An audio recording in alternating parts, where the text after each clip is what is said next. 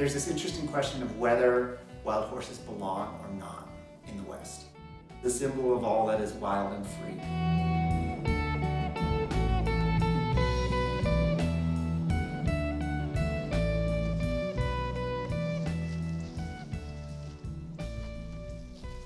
We've been living among the wild horses for almost the last 5 years. Well, hello, Mama Bill. How are you? How are you, Mama Bill? What a beautiful mare you are. Hi, little bean. Hello, boy. It's all right, Gandalf. We're not here to hurt your baby. Hi, Solomon. It's me. It's all right.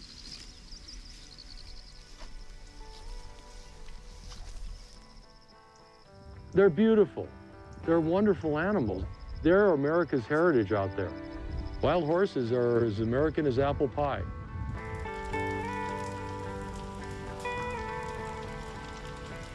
We're in trouble. We're losing our forest. This is a serious situation.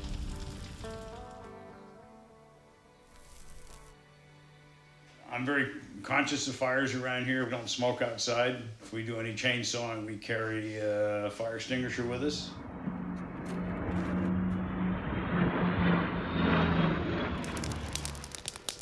When you want to change the heat of a fire, you got a couple things you can do. You can deplete the oxygen, or you can change the amount of fuel.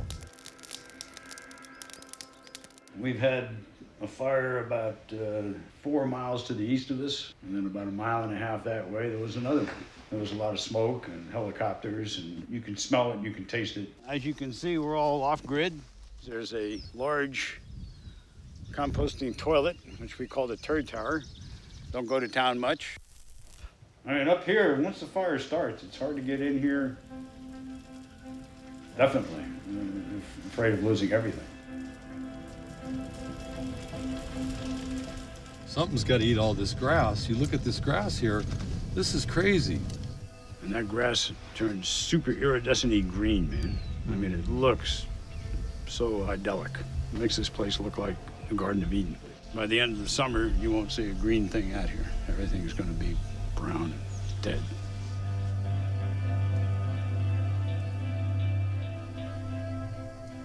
The wild horse evolved in North America 55 million years ago. And about 10,000 years ago, which is a geologic blink of an eye, they disappeared.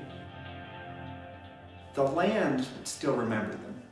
And so when they came back with the first Spanish explorers, it's no surprise that they flourished. Here is a land that they had lived in for 50 million years. They value their freedom.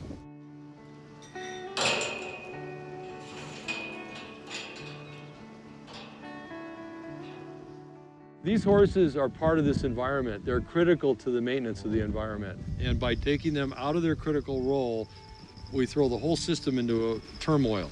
There's lots and lots of fuel. And we need lots and lots of horses eating lots and lots of fuel. It's either going to fuel the horses or it's going to fuel the fires, either one of the two. A law was passed in 1971 that sought to protect wild horses. It protected the horses and left out what we should do about the wild part. We're stuck in this pattern of gather, round up, and store. We're looking at about 48,000 horses that are being held in BLM corrals. You got all these beautiful Native American wild horses in cells. They want jobs. They don't want to be in jail. And the problem is they've never figured out what to do with them. Where do these horses fit into the bigger picture of the Western ecosystem? I just read the report to Congress from March of 2018, basically creating a manageable wild horse and burro program. And on the very first page of it, it has a manifestly untrue statement. It says, wild burros and horses have no natural predators. That's not true. That's just a fabricated lie.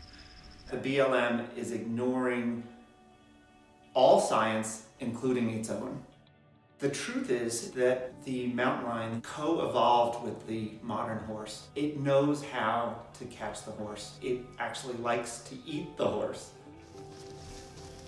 We hadn't seen Elvis in about a week, and I was worried about him. And I came around the corner, and there was a buzzard on something right up here. And so I went over there, and a lion had killed Elvis. There's Elvis. Well, I don't care if they have a PhD or not. I'll tell them to their face, they're liars. Yeah, she didn't get to live very long. It's harder when you lose them and you got a name and you know them. It's just tougher.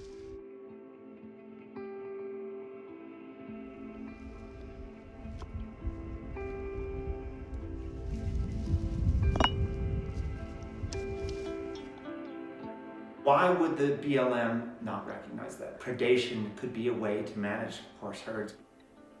The federal government spent decades and great effort trying to eliminate as many predators from the West as possible to protect the ranching industry. Can't manage a natural resource unless you tell the truth. How did we get to this point where we as a society want to protect something wild and free, and so we do something that is captive and expensive? If you're going to protect it, do it right. The BLM is desperate to get horses out of its care. I think if one could demonstrate on huge pieces of land that the horse can be an asset, that the horse is not a liability, then maybe you could get somewhere. These guys are like a fire brigade.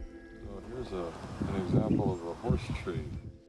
These wild horses showed up, they've adopted this tree, they're taking care of this tree. This is a beautiful relationship.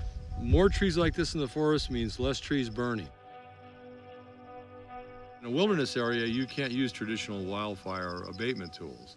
The vision behind the Natural Wildfire Abatement and Forest Protection Plan, aka Wild Horse Fire Brigade, is to take corralled wild horses, we put them out into these wilderness areas, in a wildfire abatement role.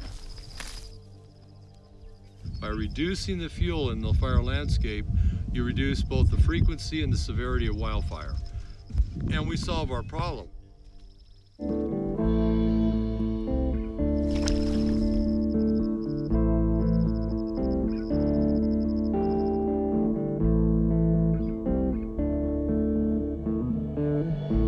you roll the dice, lightning will strike twice. There's water in this boat. Let's pray this thing can